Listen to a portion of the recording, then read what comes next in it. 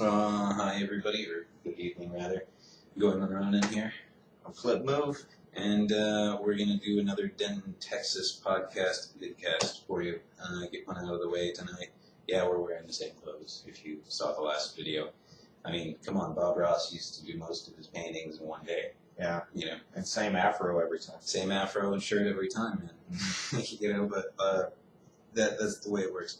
We're going to go ahead and talk about being a self-taught musician. Mm-hmm. What are your musical credentials? Okay, my father was a one-man band for 30 or so years. That was his main source of income.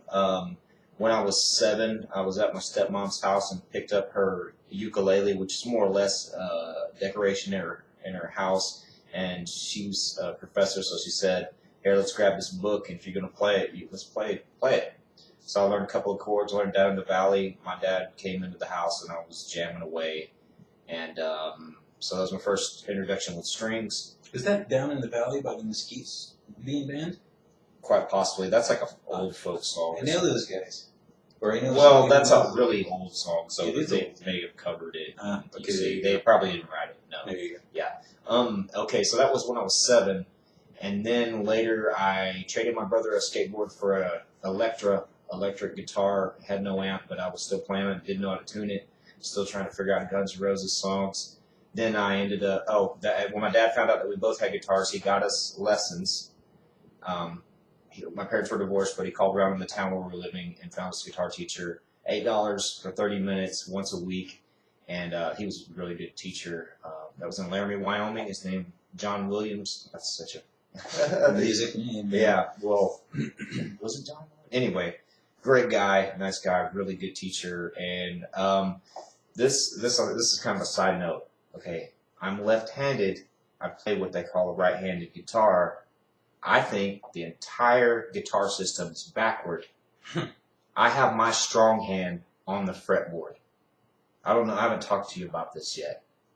I want to talk to Guitar World Magazine and all that.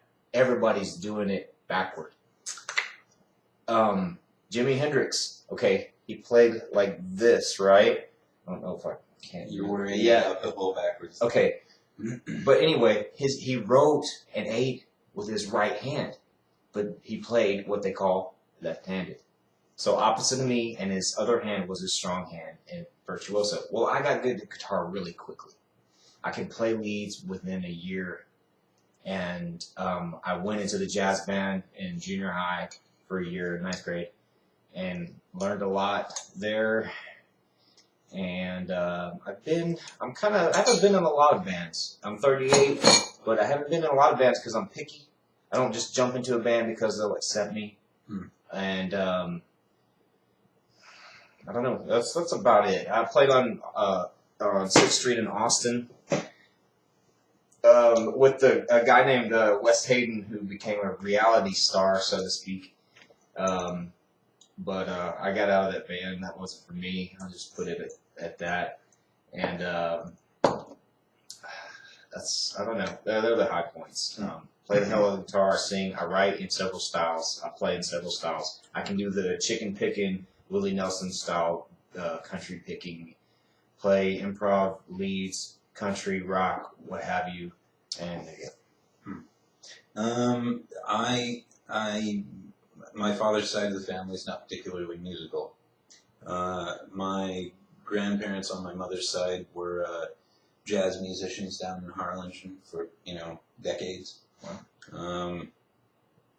When I was about 14, I kind of always wanted to play guitar, but my parents just weren't having it. When I was about 14, my grandmother sort of taught my mom into letting me get a bass. I saved up for it. They weren't really kind of hot about me getting it first, so I ended up getting that, and then I got pretty good at bass, and then my brother was like, I want to play guitar. And, we went and got him a guitar at a pawn shop one day, but he's more the gamer mindset, and he likes music. He played trombone in high school and stuff. But, he just didn't, take to guitar, I guess, because it took a lot of work, and you don't see results, real soon, so he kind of wasn't encouraged by it. So I ended up having his guitar, and then I kind of started playing guitar and bass, full time. And then I started taking lessons with my grandfather, and then he showed me some keyboard stuff. So I can play guitar, bass, keyboard, a little harmonica, a little trumpet. Just I can pretty much pick up an instrument and be playing it. Yeah, I can do that too. Yeah, if I can make some notes on it, even I got a cornet once and I could play a solid note the first time I had a cornet when I was that age too, and I really think I'm a pretty good avant-garde musician. Like if I'm in the right mindset, I can just kind of sit there and tap around and come up with all this weird stuff.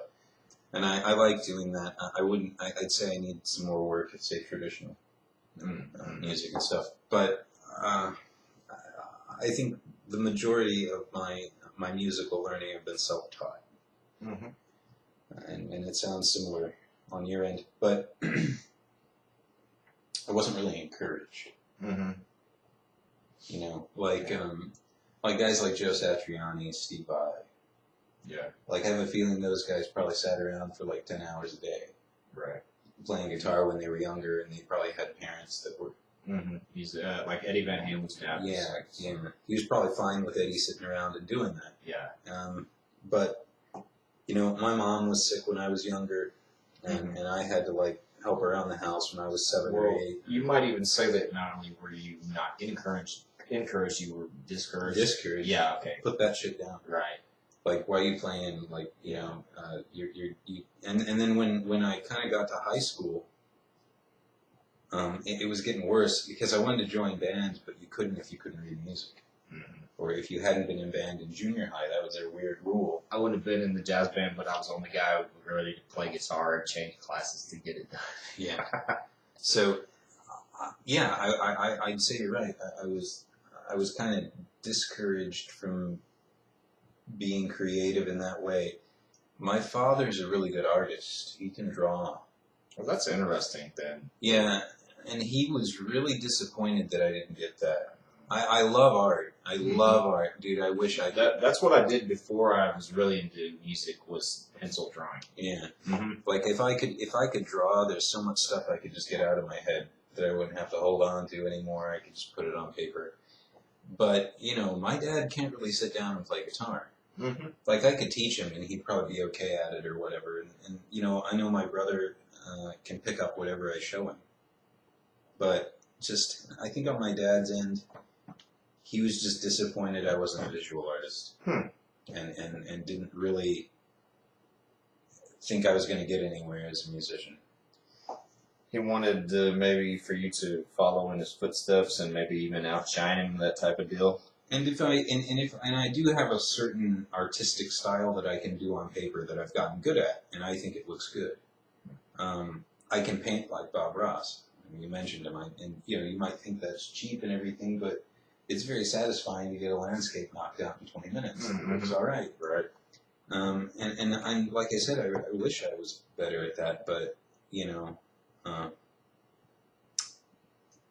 just happened to be a little better at the music. Mm-hmm. And then I was kind of married for a while, and my wife she knew I liked it as a hobby, but she just wasn't, because I don't. You can probably sit down. You go in there and you play and you start playing a song right away. Yeah. I need to warm up for like 2 hours. Oh, okay. Or something. Yeah. Like before I'm confident. My chops are up right now because I've been playing that acoustic for the past year. Yeah, and you practice a lot. Yeah, I play every day, almost every day. And I think practice says a lot. I was up here for a few days without my instrument, and this guitar I have isn't like stellar. Right. But not playing for 5 days will knock the edge off of it. Mm-hmm. If you're not like a full-time musician. Yeah. Like Dave Mustaine says he doesn't practice, or like he'll go weeks without playing. Like he can just pick it up and it's like natural. And maybe I'm forcing myself into something. Mm-hmm. Mm-hmm. I don't know. Maybe like I'm trying to make myself like play guitar and I'm not meant to. Mm-hmm. But I don't. I think our mutual friend would tend to agree. He tends to give me compliments as a singer and thinks I should just sing, but I don't know. I don't like just singers, you know. Yeah. I like singing guitarists and stuff, and I do like to sing. I sing okay. But yeah, there just wasn't much encouragement, Mm-hmm.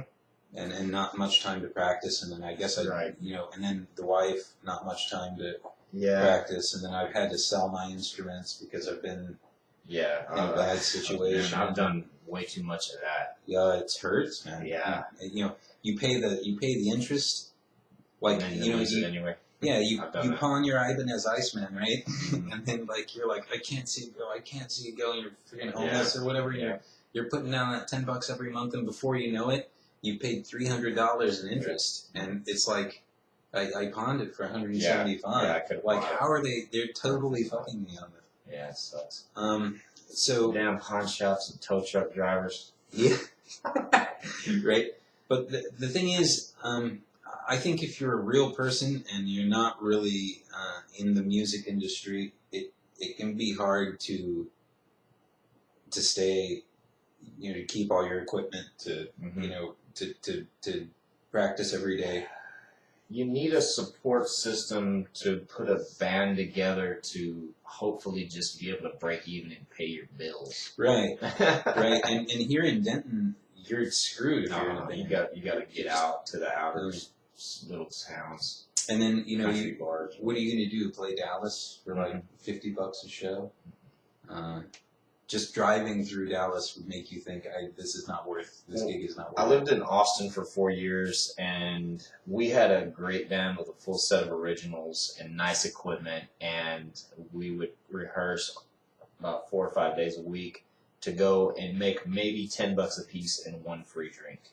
And that's how it is in Austin because there's so many bands. Yeah, and then and then you start going, is this really worth it? Like, I've got this other job that I got to do, and it's starting to get in the way. Yeah.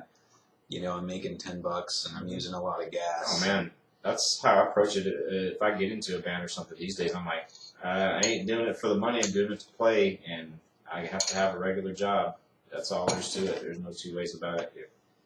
I would like to get to a point where maybe we're touring around and that is my income. That'd be awesome.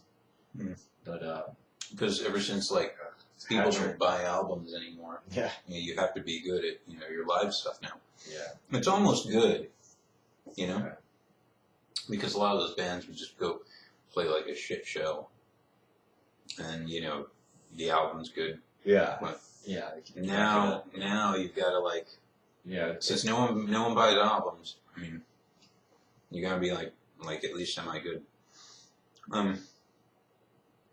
I have a lot of little bad habits as a self-taught musician. As a guitarist, this pinky. Anybody that's an awesome guitarist that you like, they use that sucker.